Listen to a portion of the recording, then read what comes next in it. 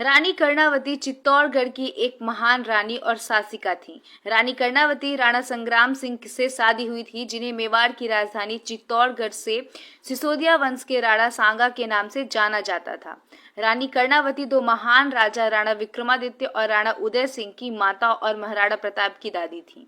पहले मुगल बादशाह बाबर ने 1526 में दिल्ली के सिंहासन पर कब्जा कर लिया था। मेवाड़ के राणा सांगा ने उनके खिलाफ राजपूत शासकों का एक दल का नेतृत्व किया, लेकिन अगले वर्ष खानुआ की लड़ाई में वे पराजित हुए। इस युद्ध में राणा सांगा को गहरे घाव हो गए, जिसकी वजह से शीघ्र ही उनकी मृत्यु हो गई। उनके पीछे उनकी विधवा रानी कर्णावती और उनके बेटे राजा राणा विक्रमादित्य और राणा उदय सिंह थे। रानी कर्णावती ने अपने बड़े पुत्र विक्रमाजित के हाथों में राज्य का पदभार संभालने को दिया, लेकिन इतना बड़ा राज्य संभालने के लिए अभी विक्रमाजीत की उम्र कम थी।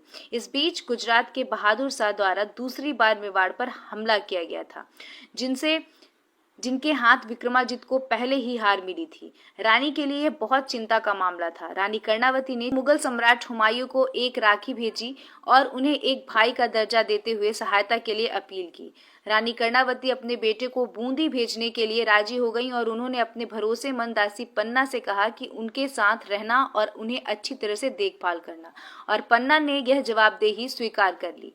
हुमायूं, जो बंगाल के आक्रमण की तैयारी पर था, दया की प्रतिक्रिया व्यक्त की और रानी कर्णावती को सहायता देने का आश्वासन दिया। इस प्रकार उसे हर रक्षाबंधन को याद किया जाता है। यह सच है कि हुमायूं ने राखी को स्वीकार कर लिया और चित्तौड़ की तरफ चले, लेकिन वह समय पर वहां पहुंचने में नाकाम रहे। अपने आगमन से पहले बहादुर शाह चित्तौड़गढ़ में प्रवेश किया। रानी कर्णावती यह हार समझने लगी, तब उन्होंने और अन्य महिलाओं ने खुद को आत्मघाती आग में आत्महत्या कर ली, यानी कि उन्होंने जौहर ले लिया, जबकि सभी पुरुषों ने भगवा कपड़े लगाए हुए और मौत से लड़ने के लिए निकल गए।